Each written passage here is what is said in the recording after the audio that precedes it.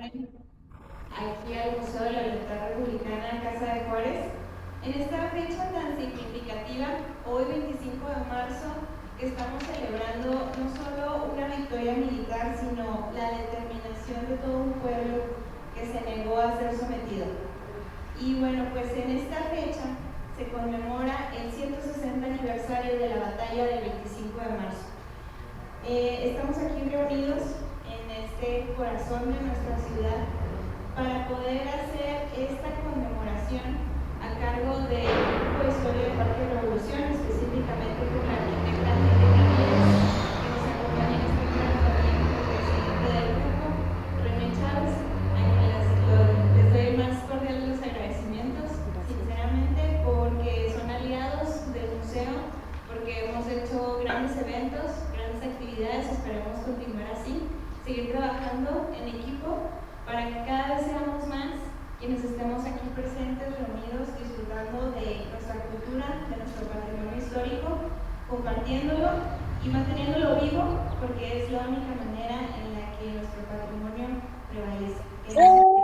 ¿Verdad? Y bueno, pues compartir este gusto y la importancia de cómo tenemos que cuidar todos estos espacios, pero si no se conoce, no se cuida. Entonces, a través de este conocimiento que nos están compartiendo en esta tarde, yo le agradezco mucho a la arquitecta Heidi Ramírez que hoy venga y nos comparta esta investigación que ha venido desarrollando desde hace ya largo tiempo, muy nutrida y que vamos a disfrutar en esta tarde. Así que muchísimas gracias, les agradezco por su presencia. Les invito a que nos sigan en las redes sociales para que estén muy al pendientes de las próximas actividades, no se las pierdan. Y bueno, pues bienvenidos y bienvenidas. Muchísimas gracias.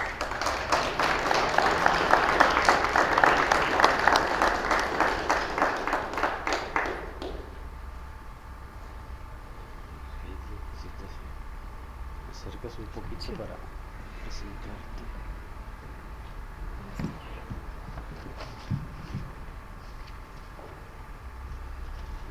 Sí, buenas tardes. Les habla René Chávez Domínguez, presidente del Grupo de Historia del Parque de la Revolución.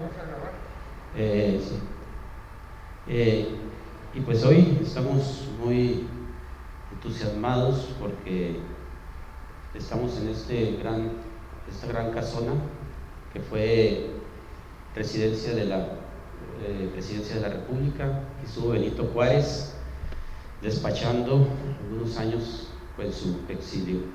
Entonces, muchas gracias a la Secretaría de Cultura por las facilidades y en especial al Museo Casa Juárez por esta hospitalidad. Gaby, muchas gracias por tus atenciones. Y pues sean todos bienvenidos a esta nuestra charla semanal.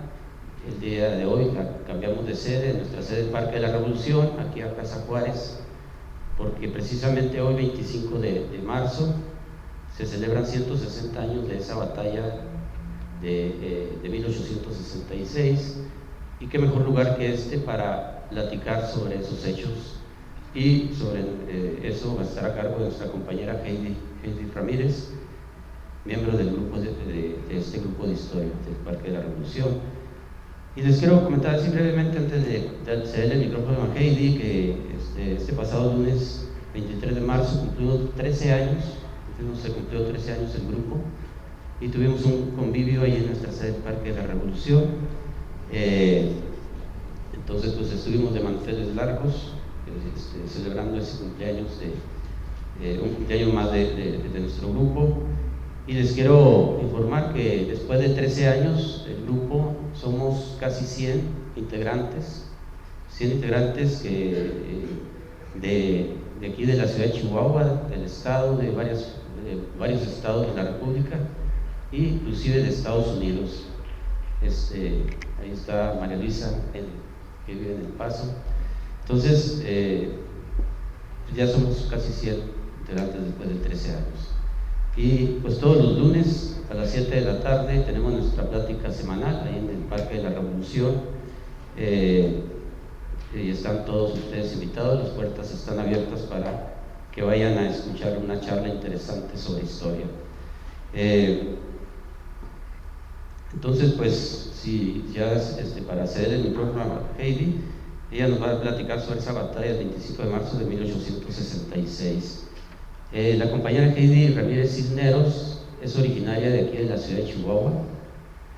Recientemente fue ratificada por la nueva mesa directiva de la barra de arquitectos de Chihuahua, con representante de la Comisión de Patrimonio Cultural. Es gustosa aficionada de la historia, realiza investigaciones sobre diversos temas de personajes y acontecimientos históricos diversos. Del 2016 al 2018 colaboró con el historiador Miguel Anguiano Carlos, en paz descanse, en diversos recorridos por monumentos, cementerios, haciendas y casonas. También en el proyecto de reubicación de la estatua de José María Morelos y Pavón, del Cerro del Coronel a la vialidad del distribuidor vial de Zootecnia. Es voluntaria honoraria de la Fundación Felipe Ángeles AC desde el 2019. Heidi ha realizado ponencias de personajes como Abraham González, Casabantes, Felipe Ángeles, Dolores Romero de Revilla, Aurora Reyes, cuyas investigaciones la han llevado a tener acercamientos con descendientes y familiares a los cuales ha proporcionado algunos datos inéditos. En el 2023 formó parte Heidi del consejo de la Fundación Visión Villista. En ese mismo año viajó a Washington DC, para dar una plática sobre el Centauro del Norte en el centenario luctuoso del revolucionario en el Capitolio.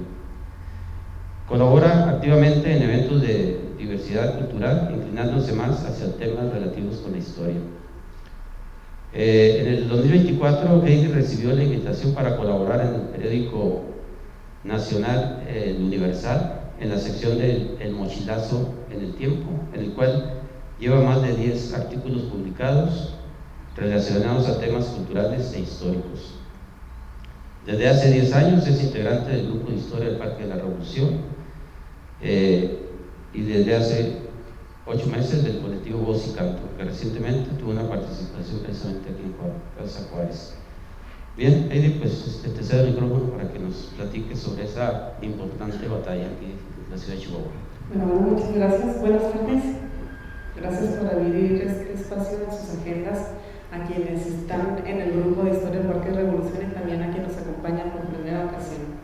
Vamos a hablar sobre la batalla del 25 de marzo de 1866, que como ya comentaron ahorita el presidente, hoy se conmemoran 160 años de ese acontecimiento. En la antesala obviamente pues estuvieron las leyes de reforma, que fue la guerra de reforma, o bien llamada también la guerra de los 3 años, que se llevó a cabo de 1857 a 1861. Básicamente hubo una diferencia en días, pero porque fue en 1857 en diciembre y concluye en 1861 en enero.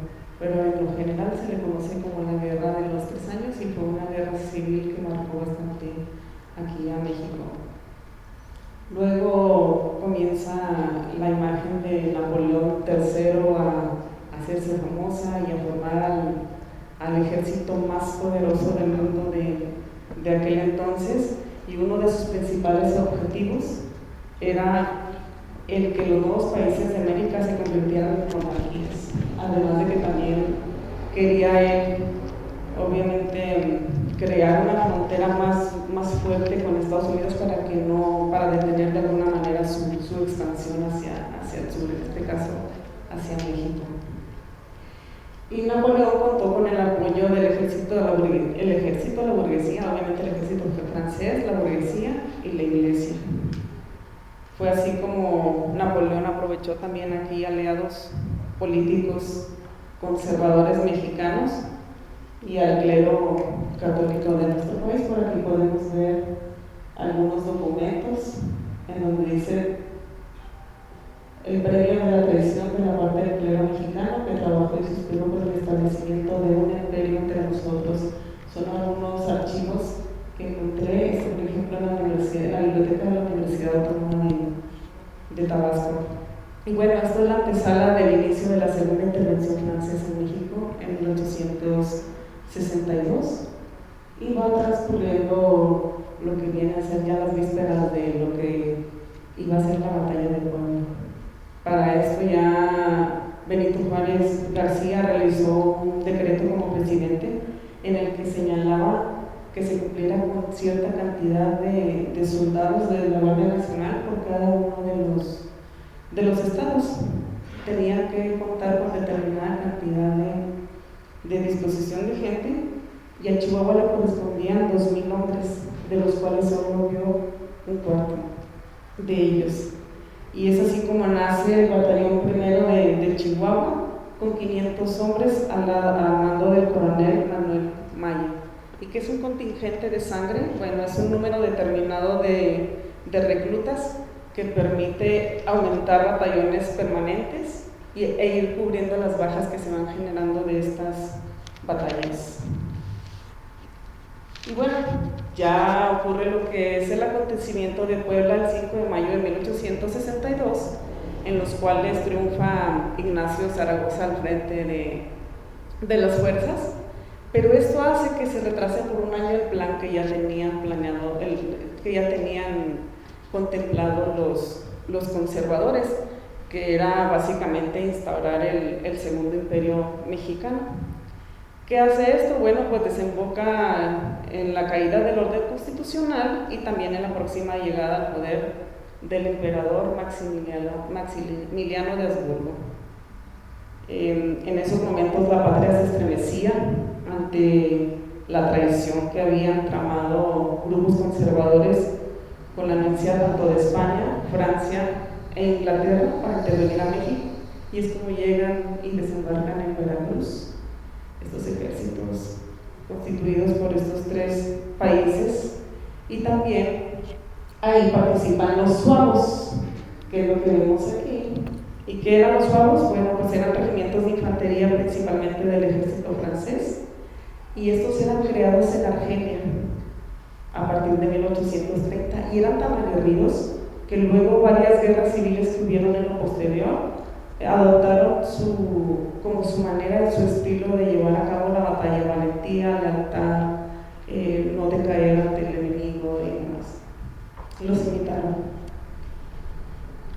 Ante esto, Juárez, ya cuando se ve de alguna manera ante la amenaza, ¿no?, de la intervención de las tropas francesas, anuncia ante el Congreso la necesidad de trasladar su gobierno fuera de la Ciudad de México, y sale acompañado de su familia, ministros y diputados de la capital con dirección hacia San Luis Potosí, y es en donde prácticamente inicia lo que le conocemos como la República Itinerante. ¿Qué hacen aquí? Bueno, el avance de las fuerzas francesas lo obligan a Juárez a trasladarse a Saltillo, luego a Monterrey, luego a Parras, Coahuila, y ahí es donde se incorporan el general González Ortega con la división de Zacatecas y el general Platónico con la de Durango. Ya en ese peregrinaje venían con todo el archivo general de la nación, trasladándolo en carretas, y cuando llegan a hacer la escala de Coahuila, por ahí se encuentra con los señores Jesús González Herrera y Cruz González Borrego, quienes le ofrecieron al presidente Juárez el resguardo del archivo general de la nación, el cual ocultan en una gruta natural del Cañón del Tabaco. Y esto lo hacen obviamente también para abonar en el aligeramiento del bagaje que tenían que estar trasladando durante esta marcha, y que les pudiera dar la oportunidad de acelerar un paso. Pues para ese entonces las carreteras que conducían para Chihuahua eran enormemente largas y pésimas, además plagadas de las hordas salvajes. Recordemos que en ese momento se echaban comanches, lipanes y apaches. Durante estos primeros meses de 1864 en Chihuahua, pues el problema al que también tuvieron que enfrentarse ya no solo fue a las fuerzas imperialistas, ¿no?, que venían tras ellos, sino también contra los indios bárbaros. Y aquí es de donde se habla que seguían haciendo la práctica de hacer valer las contratas de sangre. Por ahí hay algunos archivos que se localizan en donde tuvieron un confrontamiento con el coronel Merino, el mayor Joaquín Terrazas y José María Rincón, y ahí habla sobre algunas de las obras de las cabelleras. Mientras la República itinerante se encontraba encaminada hacia el norte, ¿qué creen que ocurría? Bueno, pues la Diputación mexicana acude a Italia, viajan para ofrecerle la corona a Maximiliano de Habsburgo y él acepta. Luego ya con destino a Chihuahua, luego que continúa la República itinerante, es así como inicia la ruta de Juárez al interior del estado, que es el 21 de septiembre llega a lo que es Río Florido, antes era Villa Coronado, luego Allende, que es el Valle de Allende, luego Hidalgo del Parral, después a Camargo, luego a Rosales, que es en donde se hace aquella famosa canción de la segunda de Rosales, la escobita, en donde la baila el presidente allá y la vuelve a pedir acá, estando acá en Chihuahua. Y el 12 de octubre de 1864 ya es cuando se establece aquí formalmente la República en Chihuahua. Aquí podemos ver un mural que fue pintado al exterior del Museo Carique, nuestra segunda casa en las pláticas del Grupo Historia, ubicado en la calle Cuarta y casi avenida 20 de noviembre, en el cual hace alusión a la llegada de Benito Juárez y en donde se mencionan algunas anécdotas o leyendas de que la gente, al saber que el presidente venía a Chihuahua a residir aquí en esta casa que ahorita estamos, se congregaron para ofrecerles que los muebles y que a ver de qué manera podían acondicionar la llegada del presidente.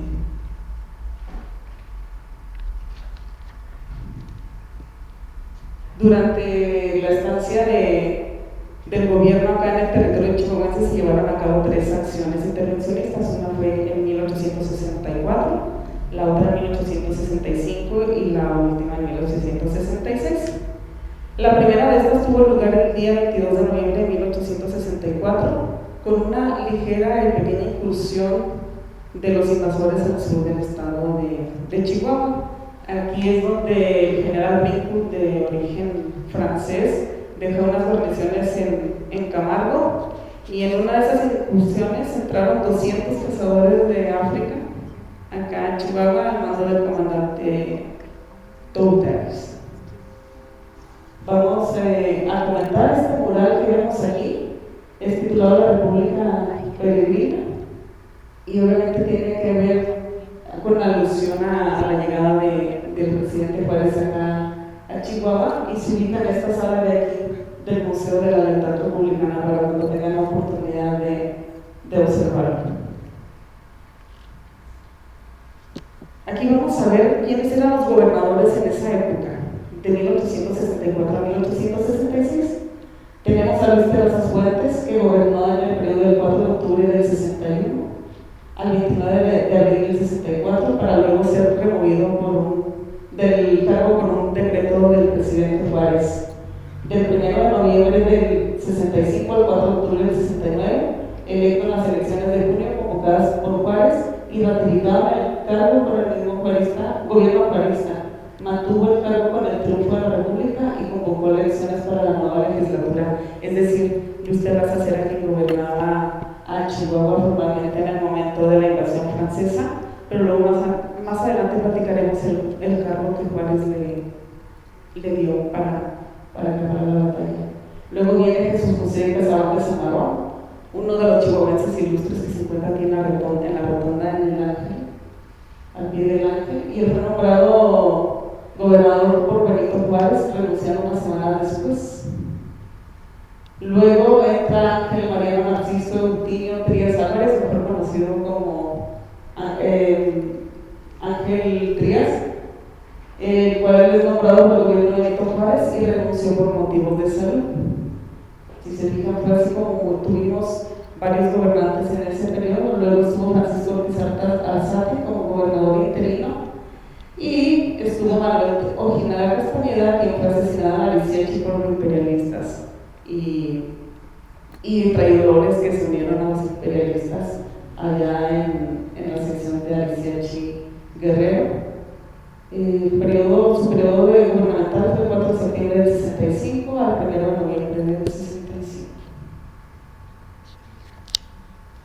Bueno, pues Juárez debió retirarse hacia Paso del Norte, presionado por las fuerzas imperialistas, en agosto de 1865.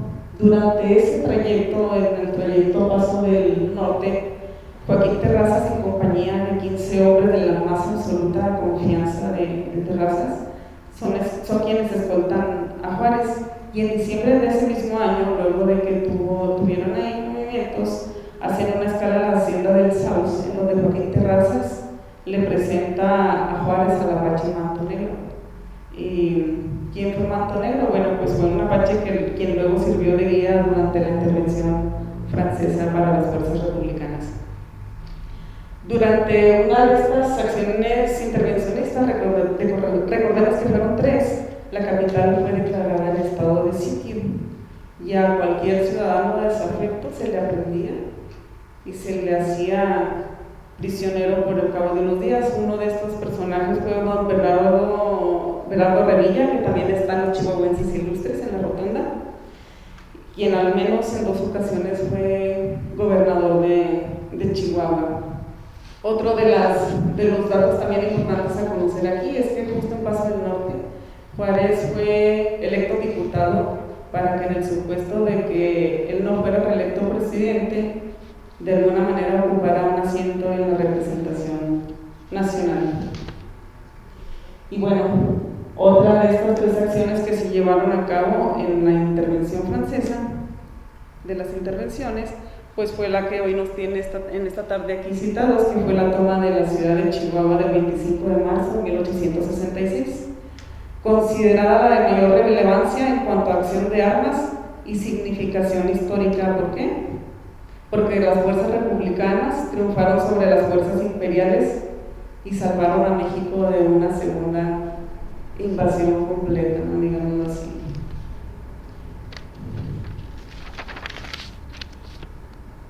Bien, el 1 de marzo de 1866, Luis Terrazas viaja a Paso del Norte y ahí Juárez le confiere lo que les comentaba ahorita, y él le confiere el cargo de comandante en jefe de las fuerzas liberales, y ambos se reúnen para hacer la estrategia a seguir a fin de frenar y repeler al ejército invasor. Para esto, pues obviamente algunas de las poblaciones se organizan, vecinos de varias poblaciones se preparan y se va armando de alguna manera el contingente para la recuperación de la capital de acá del estado de Chihuahua, mientras otros en el sur eran organizados en logística y en reclutamiento por Joaquín Terrazas. Aquí podemos ver la Carta General del Imperio Mexicano. Esta es de 1865 y llama la atención cómo tenían aquí la comparación, ya todo bien estudiado, la topografía de los cerros, de las lomas de acá de Chihuahua, porque obviamente sabemos que en cuestión de guerra también la estrategia es luego localizar la parte más alta del lugar, y por aquí aparecen algunos de Chihuahua que no se alcanzan a ver aquí. Dice el Jesús María, no recuerdo aquí otros más, pero ahí viene, ahí está el Jesús María, viene el Cerro Prieto, Tabacotes, Cosiburiache también le llamaban, el Cerro Coronel y el Florullo. Estos los tenían perfectamente estudiados para su estrategia de guerra, y a continuación vamos a ver cómo fue el desplazamiento de Terrazas hacia la ciudad de Chihuahua. Bueno, pues salen de Paso del Norte el 3 de marzo, obviamente se queda un contingente de 35 hombres resguardando la seguridad de Juárez allá en Paso del Norte. Luego avanzan a lo que es el Carrizal, de ahí pasan con rumbo a Agua Nueva, bueno, llegan a Agua Nueva a hacer una escala porque ya se dirigían hacia el Dama, llegando a Villa Aldama el 24 de marzo. Toman ahí un descanso, luego pasan a Rancho del Medio. Aquí ya no se alcanza a apreciar mucho porque pues ya está muy cortita la distancia, pero básicamente Rancho del Medio, Tabalaopa, Rancho de Ábalos, y enseguida la brigada hace alto al pie del Cerro Grande. Y comienzan los primeros movimientos de la batalla. a las 9 de la mañana descubren la plaza, en donde pueden llegar hasta la Alameda de Santa Rita. Obviamente estas son partes de las memorias de Luis Terrazas de esa batalla. Es como el parte de guerra de Luis Terrazas de esa batalla, en donde va haciendo toda la descripción de lo más importante, en donde también menciona que por la altura de la iglesia de Santa Rita, edificios contiguos del arroyo y los arcos del acueducto, ya estaba la caballería enemiga amenazando, ¿no?, sus flancos. Luego cómo interviene el coronel Félix Díaz y cómo junto con la sección de Aldama logran en ese momento a través de sus movimientos estratégicos de guerra derrotar a una derrota completa, en el cual toman en su poder 94 prisioneros y obviamente los obligan a que se dispersen, y eso hace que ellos pierdan el control sobre sus movimientos y que de alguna manera puedan quedar más vulnerables, ¿no?, a ser hechos prisioneros o abatidos. Luego aquí viene cómo fue obligado a replegarse a toda la fuerza imperialista hacia casi el centro de la ciudad, y cuál es como el acomodo que ellos tienen. Al centro el coronel Félix Díaz, el coronel del comandante de artillería Guillermo Basquet, y por la izquierda el coronel Castro, y a la derecha el teniente coronel comandante de artillería Rafael Platón Sánchez. Esta es una fotografía que encontré en un libro llamado Ciencia de la Guerra del general Sóstenes Rocha, porque también fue otro de los personajes importantes de esta batalla.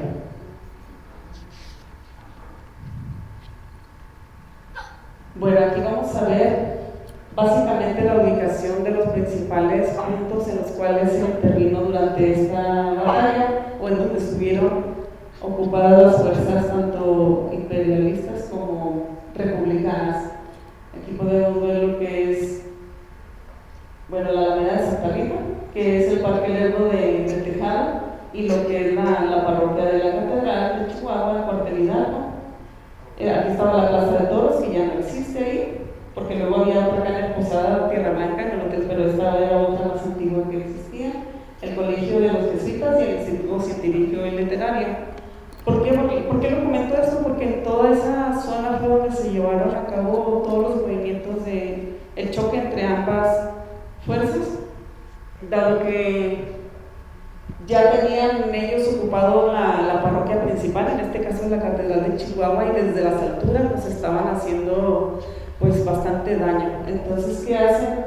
Ellos colocan una pieza de artillería en lo que es actualmente, digamos, el Parque Lerdo, digamos, aquí está el arco, se coloca la pieza de artillería por ahí y se lanza un cañonazo dirigido hacia la catedral. Lo que no sabemos o desconocemos era si el motivo principal o el objetivo principal era derrumbar la catedral o no sabemos. El caso es de que lanzan este cañonazo. Quien lo lanza es el teniente Brígido Chavira, es quien hace el blanco en la campana mayor de la catedral, que vamos a ver a continuación. Digamos que estamos aquí en el Parque Lerdo, y más o menos esta orientación es la que tiene la Catedral de Chihuahua. Entonces, dada la parábola, obviamente la distancia y la parábola, hay mucha controversia en si fue lanzado desde aquí o desde no. Me puse a hacer así como que en lo personal un estudio, una investigación de las probabilidades de que sí haya sido realizado desde allá. Los partes de guerra de Luis Terrazas lo confirman. Obviamente no tenemos testigos ahorita actuales que nos puedan decir sí o no, pero todo apunta a que sí fue lanzado desde ahí, desde el Parque Lerdo, porque desde ahí la orientación de la catedral no está completamente lateral, está ligeramente girada. Ahorita actualmente ya no se puede apreciar como hace unos años, porque levantaron un edificio recientemente, como que remodelaron algo así, un estacionamiento, y ya no se alcanza a apreciar de la misma manera. Es aquí, justo aquí, en donde se encuentra la campana mayor. Está primero una campana pequeñita y detrás de esa está la campana mayor. Cuando ustedes vayan a la calle Libertad, se pueden situar más o menos por aquí, donde está esta silueta humana, y desde aquí pueden observar, sobre todo en la noche, en cualquier hora del día, pero más en la noche. Bueno, actualmente le quitaron como que una iluminación indirecta que tenía y que le abonaba mucho para que pudiéramos ver la campana perforada, pero si somos algo observadores, situándonos aquí se alcanza a ver la oquedad que causó este cañonazo. Y pues bueno, aquí tenemos algunas de las características que el maestro Alberto Terrazas Valdés publica en su libro dedicado a este tema del 25 de marzo de la campana. Y haciendo un cálculo, el peso aproximadamente, ya incluyendo la lengua, es de 1.265 kilos, ya incluyendo la lengua de la campana. La oquedad, más o menos, me tocó subir a conocerla en el 2017, de hecho fue como que lo que me motivó a continuar con esta investigación. Recuerdo que más o menos tenía, no sé, como unos 80 centímetros, como 80 por 60, más o menos, no recuerdo así perfectamente bien, pero sí tiene una oquedad bastante fuerte, y recuerdo haber volteado el piso para ver si había algún resto del proyectil o algo que hubiera permanecido ahí. No hay nada. Y esa es la otra campanita que les comentaba, que está, así se sitúan allá en la calle de Libertad, primero van a ver esta campana y esta, y luego ya van. Perdón, no, esta es viendo la presidencia municipal, que era de allá hacia acá. La oquedad se ve de atrás de la parte de la calle Libertad hacia enfrente. Y aquí podemos ver algunas fotografías que me compartió el arquitecto Gastón Furzán de este daño, de este blanco que hizo ese proyectil que les comento. Ahí está una fotografía de una servidora de aquel entonces en el que les comento que tuve la oportunidad de subir hasta la torre del campanario. En esa ocasión me acompañó Miguel Anguiano Carlos. Y bueno, haciendo un análisis sobre la trayectoria, la distancia, la potencia que puede tener un cañón de esta naturaleza, esta es una de las versiones, que es la que asenta en su parte de guerra Luis Terrazas. Con la ayuda de ahora del Google Maps pude sacar esta distancia aproximada, ¿verdad? De 549 metros, ese tipo de artillería que se utilizaba en ese entonces. Ese rango manejaba más o menos entre 500 y 700 metros de distancia. Y luego está la otra versión de que algunas personas comentan que fue lanzado desde el cerro de Santa Rosa. Pero acá ya tenemos otro ángulo. Si se fijan, aquí está la catedral, en esta orientación está la fachada. Y como viene la trayectoria, pero no solo la trayectoria, ¿verdad? Obviamente la orientación como que no nos da la cuestión de la campana de que haya ingresado, porque la oquedad está del lado opuesto. Pero más que eso, porque a lo mejor le puede pegar de un lado y hace el daño del otro. No sé científicamente eso, no lo he estudiado. Pero más que todo la distancia, ya no nos daría la distancia si es que el cañón fue colocado acá desde el cerro de Santa Rosa. Bueno, esto es un ejemplo de la vestimenta alimentaria que tenía en aquel entonces el ejército. Son algunos soldados franceses cuando la batalla de Puebla. Y en cuanto a los cañones, ¿no? Todos los proyectiles como no tenía. Obviamente aquí se calcula que el proyectil pudo haber medido entre, ¿por qué no 50 milímetros? Pero lo más cercano es entre 75 milímetros a 10 milímetros. Podemos observar alguna de estas piezas aquí, en esta sala de aquí del museo, en una oportunidad que tengan. Dense una vueltita porque también está un mosquete de 1852 para que más o menos nos podamos dar una idea del armamento de ese entonces. Obviamente aquí tiene que ver el ángulo de disparo, en el cual lo mejor es hacerlo en 45 grados, cuál es la velocidad inicial, los eventos de resistencia, y lo que les comentaba, más o menos un proyectil de esta naturaleza viaja a 700 metros por segundo. Estas son parte de las piezas que están exhibidas aquí en el Museo de la Lealtad Republicana, y en el cual aquí podemos observar, por aquí trae una fecha, el mosquete donde indica que es de 1852, y algunos ejemplares de armas de esa es el arma que perteneció al gobernador Manuel Aguilar. También se encuentra exhibida en estas salas de aquí del Museo de la Lealtad Republicana. Trae aquí como una clavecita, algo así. Aquí se alcanza a ver, podemos ver las características que tiene, así como de puro fierro fundido, ¿no? Y obviamente también está también exhibida la medalla otorgada a Miguel Negrete, quien se desempeñaba en ese entonces como secretario de Guerra y Marina cuando el gobierno nacional llega aquí a Chihuahua. Y no solo eso, sino también organizó el batallón patriota de Chihuahua Militar, que podemos ver. Combatió la intervención francesa y sus aliados desde 1861 hasta 1867. Luego digo, bueno, pues si hubo una batalla, tuvo que haber habido muertos, ¿no? Entonces me empiezo a investigar y a indagar en las defunciones que pudieron haberse generado aquí en los registros de Chihuahua, y me topo con esta nota de decir, bueno, pero ¿por qué no hay de marzo? Pero sí hay de abril. Entonces, ¿qué pasó? Y luego, ¿qué hago? Giro la imagen y encuentro esto que dice: con motivo de haber sido invadida esta capital por los franceses y traidores, se cerró el registro hasta el día 1 de abril de 1866, en que se mandó testamento por orden del gobierno legítimo del Estado. Es decir, en ese periodo no hubo registros aquí en la capital.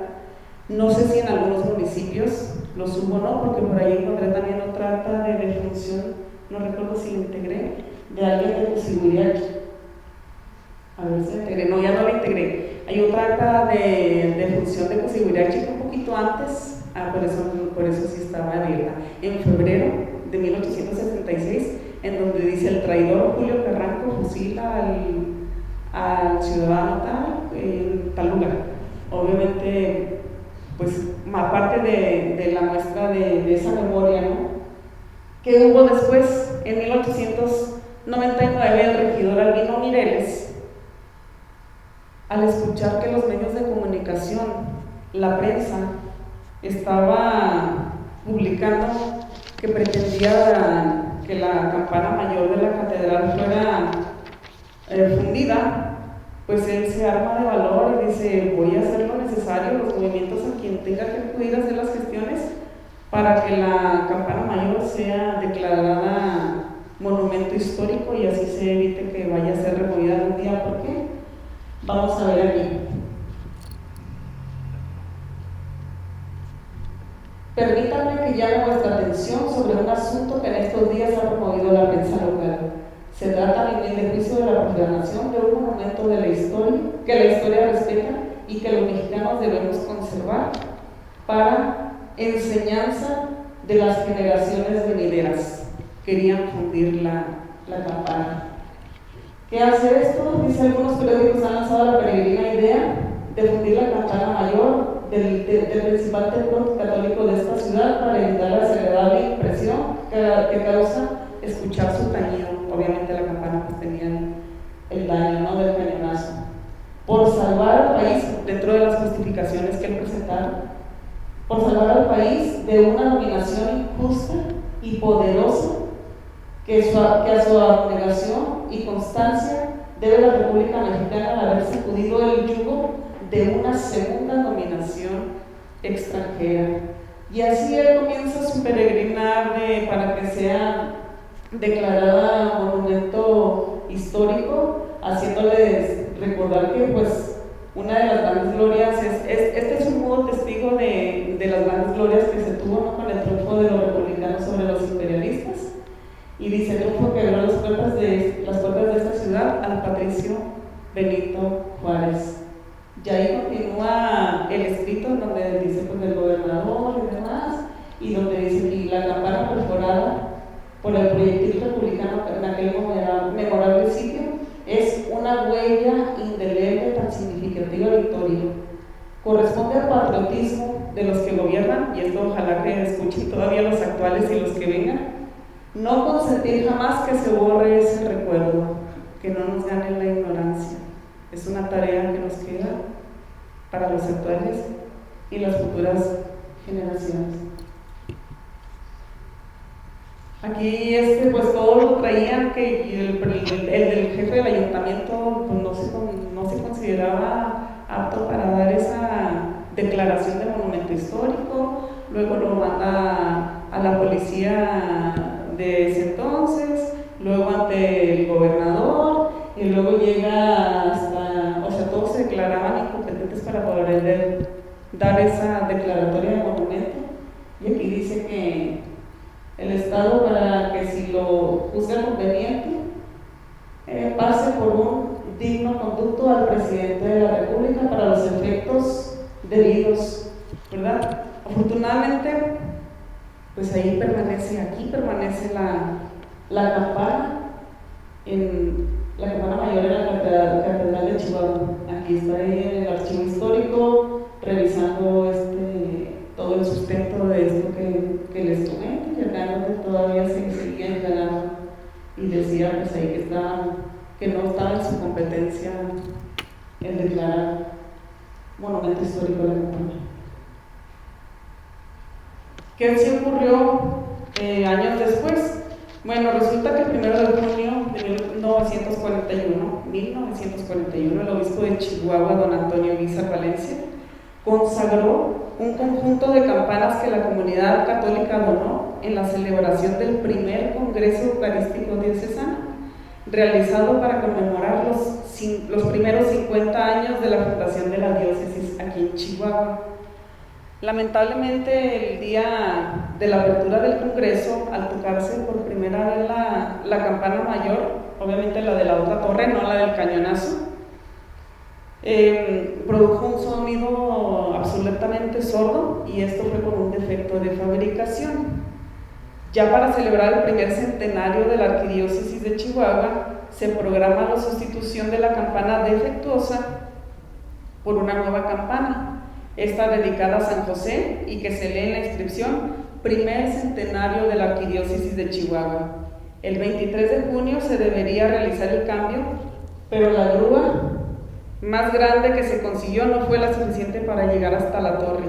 Pasaron 5 semanas y hasta el 2 de agosto se pudo colocar la nueva campana de 3,5 toneladas de peso. Porque vemos la pluma aquí de la campana, si se fijan, esta es la torre, por la parte posterior está la campana del cañonazo, y en esta parte de acá están haciendo la logística para subirla. Obviamente ven la campana así como hacia el lado derecho de la puerta, pero es porque la pluma tiende a hacer esto, ¿no? O sea, de que toma la pieza y luego la gira y ya la coloca hacia la torre. Derivado de esta batalla, y en su honor a los grandes participantes y triunfadores de dicha batalla, el 25 de marzo se inaugura el Jardín 25 de marzo, el cual se encuentra, actualmente es el Parque Abraham González, y se encuentra ubicado en el Paseo Bolívar, esquina con la Avenida Independencia. Se hizo todo un programa para la inauguración del Jardín 25 de marzo. Este acontecimiento, el 25 de marzo, cobra gran interés, tanto así que fue nombrado este jardín con su nombre en su honor, pero también a nivel cívico, que a principios del siglo XX tomó gran escala, pero infortunadamente todas las programaciones fueron centrándose nada más en la figura, en enaltecer la figura del coronel Luis Terrazas, lo que hizo que perdiera su carácter de movimiento cívico popular, y por este motivo ya la celebración fue prácticamente borrada del calendario cívico regional. Por eso es que para muchos es poco conocida esta gran fecha. También en su honor se nombró al pueblo de Cuchillo Parado, pueblo del 25 de marzo. Por eso cuando inician los primeros movimientos de la revolución, muchas de las notas de las publicaciones aparecen como pueblo 25 de marzo y también como Cuchillo Parado. ¿Sí? Por eso es que tenemos ahí esta como digamos información, y todavía está el decreto. Cuchillo Parado en realidad en todos los documentos oficiales es pueblo 25 de marzo.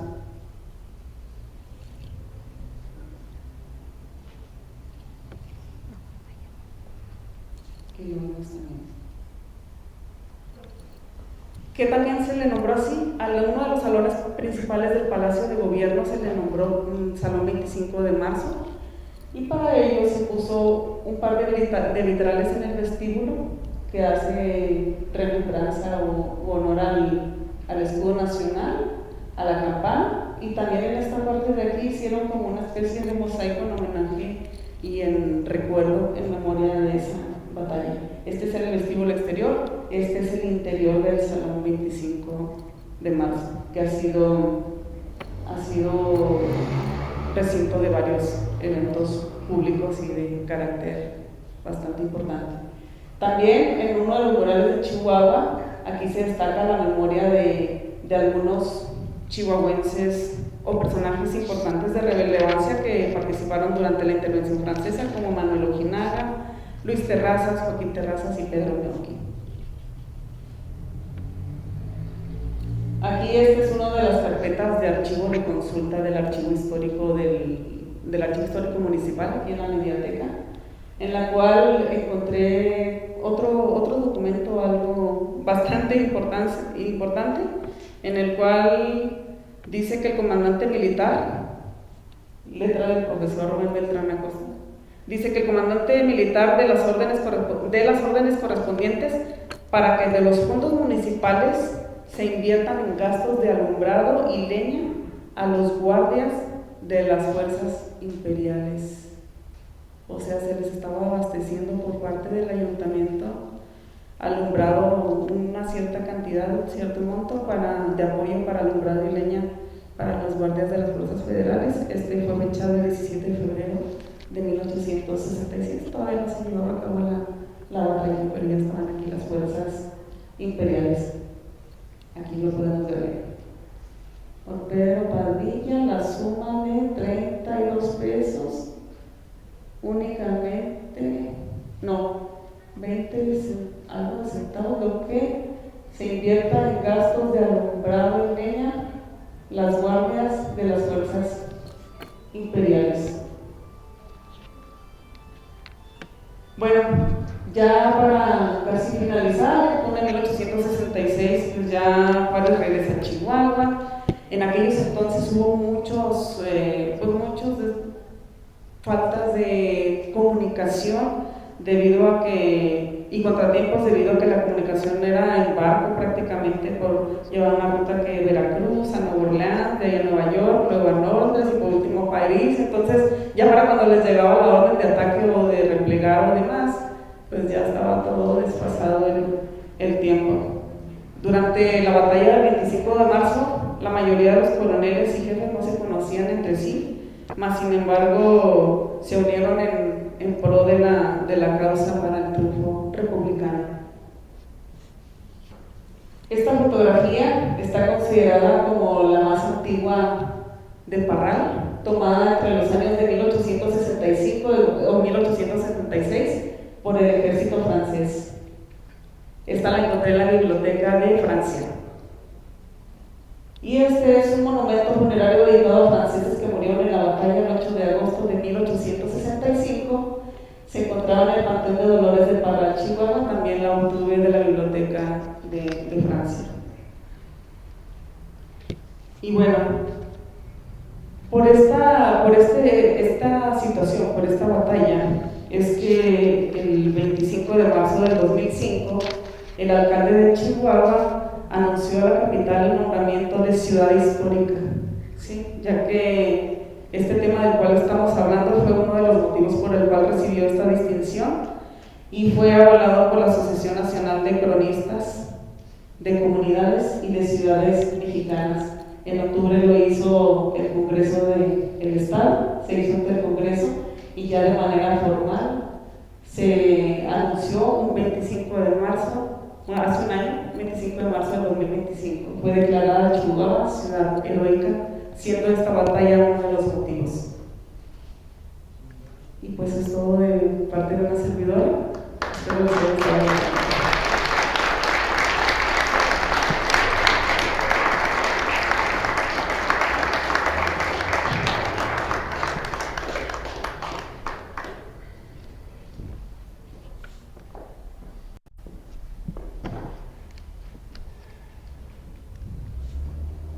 Muy bien, Kelly, pues interesante esos hechos, y daremos paso a si hay algunas preguntas.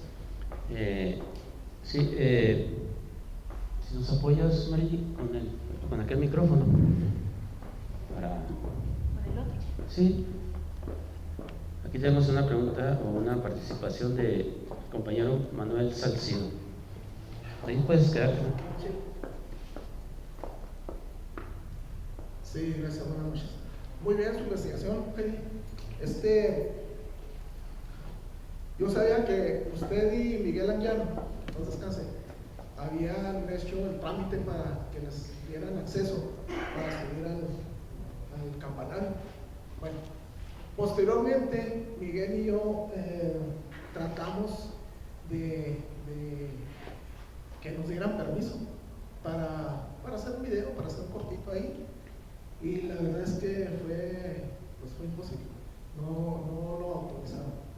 La pregunta es esto: ¿por qué hay tanta resistencia? ¿No sabe usted por qué hay tanta resistencia para que se permita acceder? Cuando yo he visto la verdad es que dos videos en donde se les permite a otras personas subir y hacer una narrativa.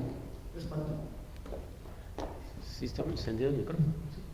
Realmente no sé cuál sea la manera o la dinámica que tome la arquidiócesis para dar ese permiso. Yo casi creo que esa oportunidad que tuvimos Miguel Anguiano y una servidora fue prácticamente una casualidad, y fue porque acudimos un 25 de marzo del 2017 y les comentamos que se conmemoraba el 151 aniversario, si mal no recuerdo, algo así, de esta batalla simbólica, y no nos dieron un sí inmediato. Me pidieron nada más mi número de teléfono, y al retirarnos de ahí nos fuimos caminando, Miguel y yo, por las calles de la ciudad, y viendo fincas, y que aquí, haciendo planes de allá sobre nuevas intervenciones históricas y de investigación. Y en pocos minutos recibí una llamada en la cual me decían que acababan de darnos el permiso de poder subir a la torre, pero sí realmente no sé cuál sea la manera en la que ellos lleven a cabo esos permisos, los otorgan. Muy bien, ¿alguien más? Por allá, Mario Trillo, a ver si podemos enfocarte, Mario. Sí. Bueno, felicitar a Heidi. Yo subí a la campana y tuve una suerte. No voy a echarle por este señor porque no, ya se jubiló, pero me dio una piedra del correo que hago de turistas. Escribí a mi grupo. Pégate el micrófono. Escribí al grupo y un señor estaba llevando unas reliquias del padre Maldonado. Y yo muy amablemente le ofrecí, oye, te ayudo. Dice, sí. El cristal estaba muy grande. Lo quitamos entre los dos, metió las reliquias ahí donde tiene que estar. Y luego me dice, oiga, ¿y usted conoce la campana? ¿Me deja subir? Sí, véngase. Y pues así fue como conocí la campana, ayudando ya a este señor. Y un dato muy interesante, a lo mejor me saco un poquito, pero cuando se gana el 5 de mayo, como a los 2 meses, Benito Juárez le pide a Luis Terrazas que funde un nuevo poblado llamado Zaragoza, una ranchería, un nuevo poblado llamado Zaragoza, y el gobernador Terrazas encuentra el lugar exacto en lo que hoy es el puente Zaragoza, que cruza el Paso, Texas. Ahí se funda una ranchería, ya no existe obviamente, por eso se llama el puente Zaragoza, el decreto de 1862.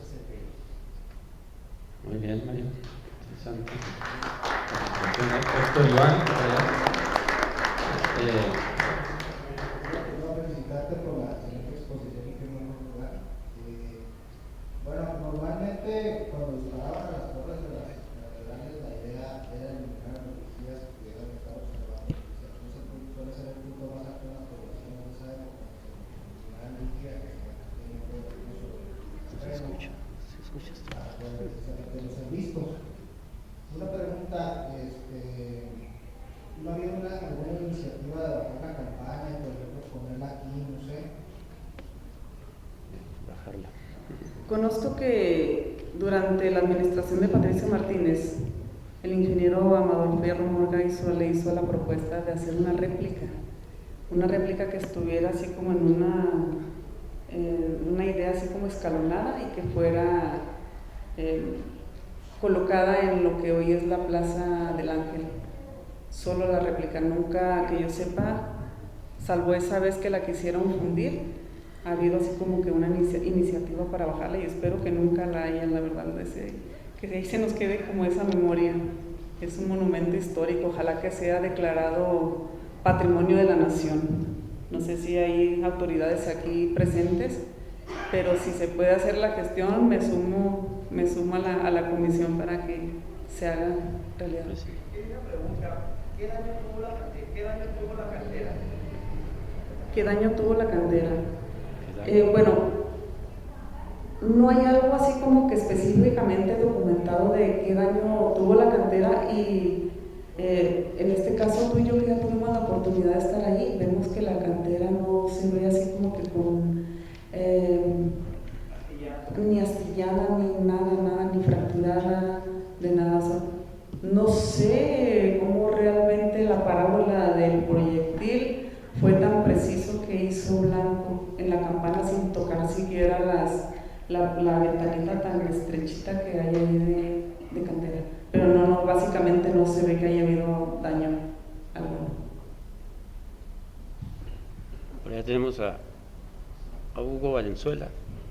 Bueno, ahorita que comentabas de las campanas al momento de bajar la anterior que estaba en casa.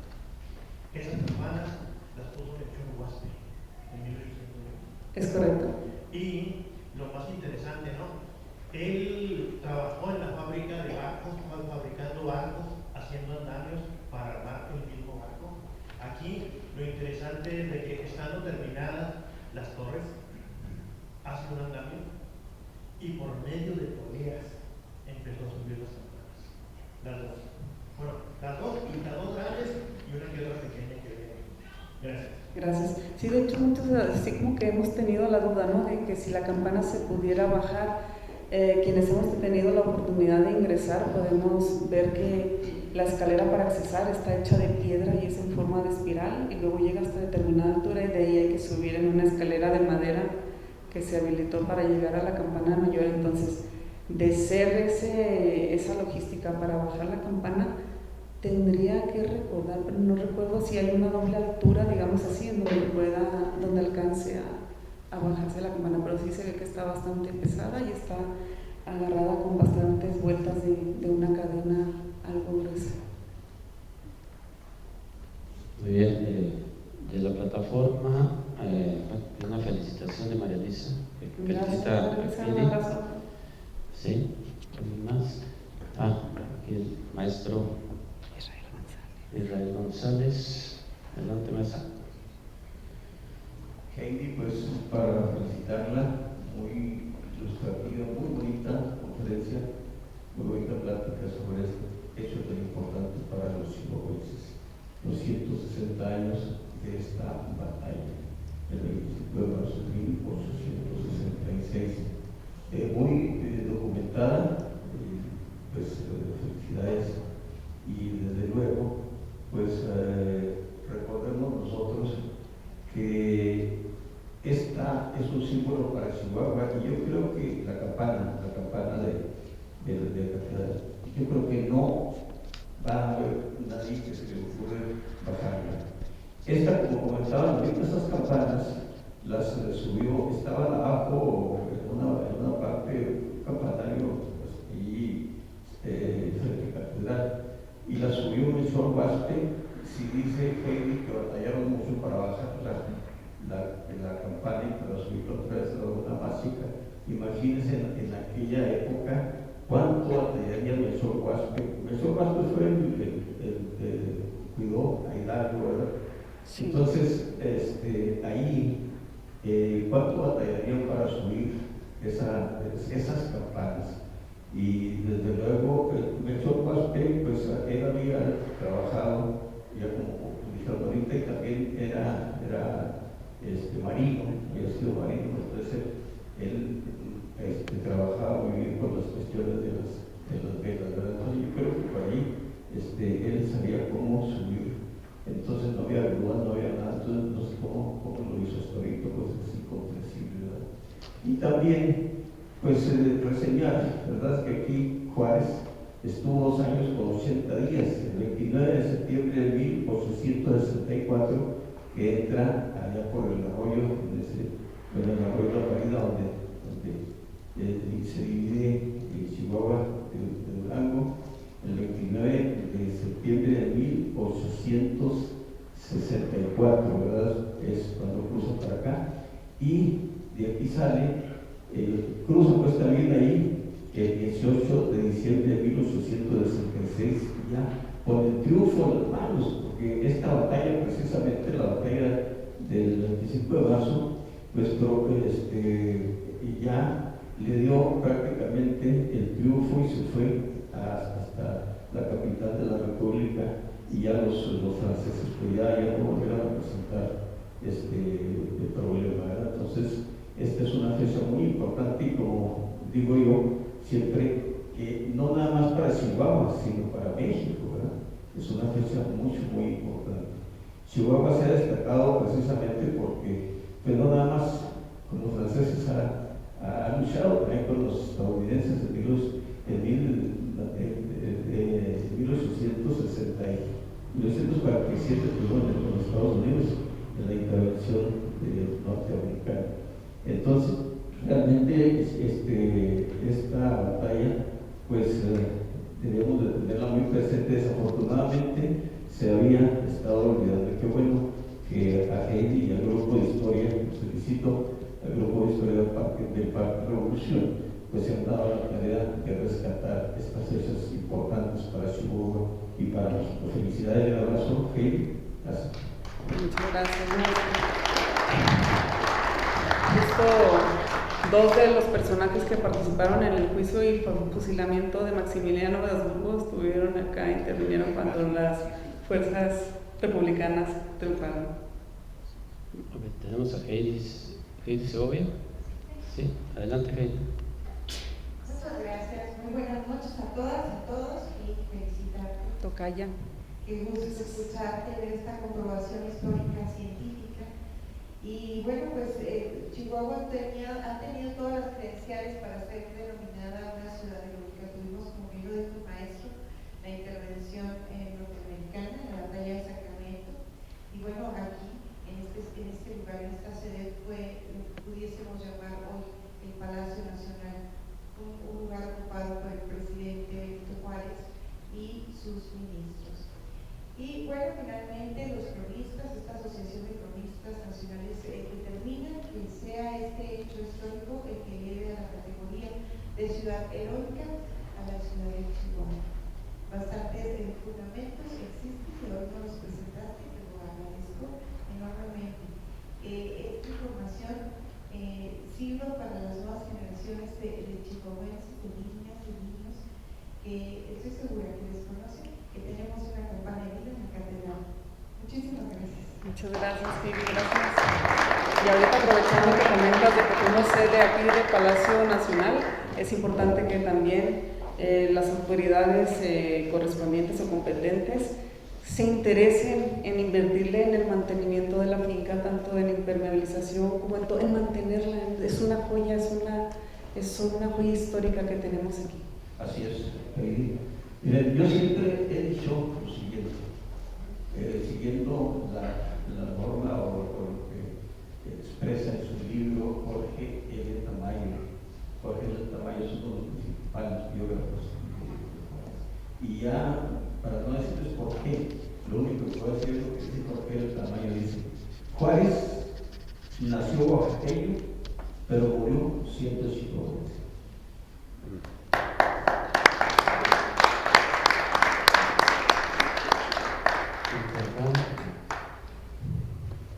Bueno, sí escuchan, ¿verdad? Felicidades, muy interesante la ponencia. Me llamó mucho la atención un dato que mencionas ahorita de los conservadores, que el gobierno conservador local, o sea, seguía apoyando a las tropas imperialistas, ¿no? Esto es un rastro común de Chihuahua, es una ciudad conservadora, fue conservadora todavía después de la independencia. Aquí hay otro rastro que fue conservadora. Al triunfo de esta batalla y de las fuerzas liberales aquí aquí en la ciudad, ¿crees que hubo un cambio en ese sentido político de la administración de la ciudad? Terrazas, sabemos que se hace al poder, siendo aliada de Juárez, amasa una cantidad enorme de propiedades porque tenía ese favor del gobierno liberal. ¿Tú crees que hay un cambio en lo que has estudiado, lo conoces? ¿Crees que hubo una evolución de ese conservadurismo que tuvo la ciudad por mucho tiempo? Que está ahí en ese documento que presentaste, todavía se hace notable. ¿O crees que fue simplemente una transición leve al terracismo y este terracismo tal vez se convirtió otra vez en algo conservador si lo vemos en oposición al siguiente movimiento armado que fue la revolución?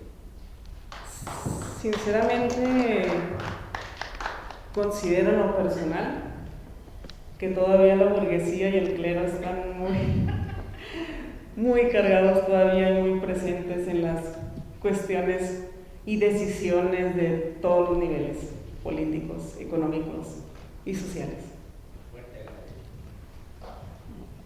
Aquí tenemos a una historiadora, la más pequeña del grupo, mi tocaya René. Adelante. Y tenía una pequeña duda. Sí. Si se sabía qué había pasado con los restos del proyectil que pegó en la campana mayor de la catedral. Muy buena pregunta. Fíjate que no está documentado en todo lo que he estado realizando de investigación. No hay así como que la ubicación real ni de la pieza de artillería, ni de la bala de cañón, ni del proyectil que hizo efecto en la campana. Pero por eso les mencionaba que en una oportunidad que tengan de accesar en esta sala, acérquense y vean más o menos a escala real cómo eran los proyectiles de ese entonces. Muy buena tu pregunta, mía. Gracias.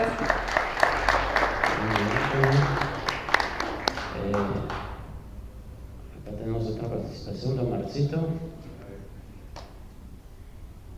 Felicitaciones, y también me estaba preguntando de qué está hecha la campana. Muy buena pregunta. Seguramente de bronce o de cobre. No recuerdo el dato por ahí. A ver, por favor, el señor Plata. Gracias por venir, señor Plata. Buenas noches. Bueno, en nombre de la Sociedad de Estudios Numismáticos de Chihuahua, yo tuve el honor de ser el presidente y fundador de esta sociedad. Se fundó un 30 de agosto de 2017 y sigue vigente. Acabamos de tener una reunión aquí el pasado 22 de este mes de marzo. Y agradecemos a Gabriela que nos ha apoyado mucho. A Heidi, muchas gracias por la invitación. Las campanas normalmente están hechas de bronce.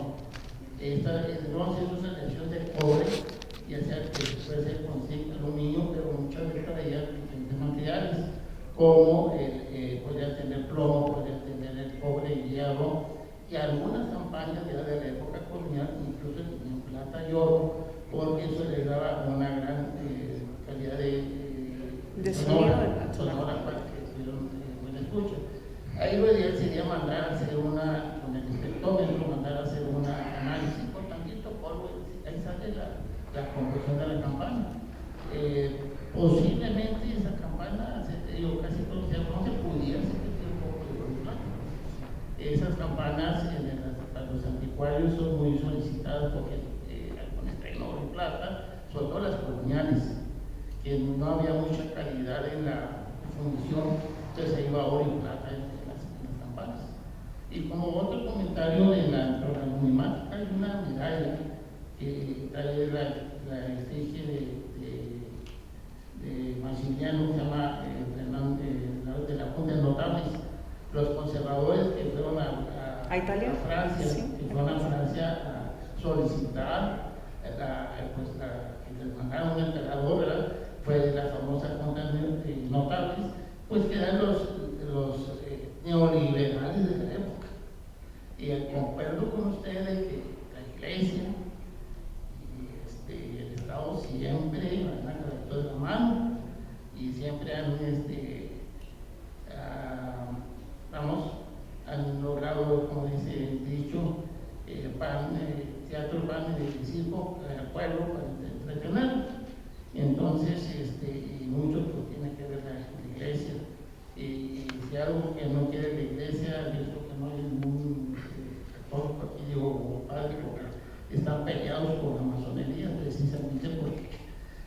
Juárez, con la ley de las manos muertas, se expropió.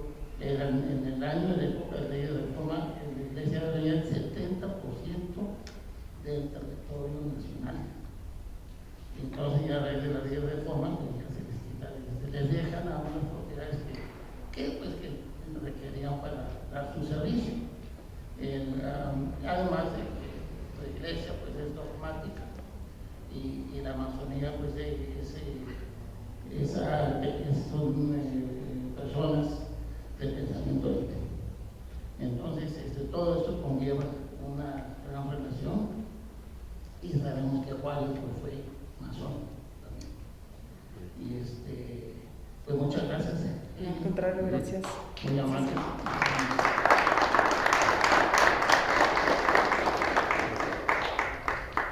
Bueno, pues ¿hay más comentarios? ¿No?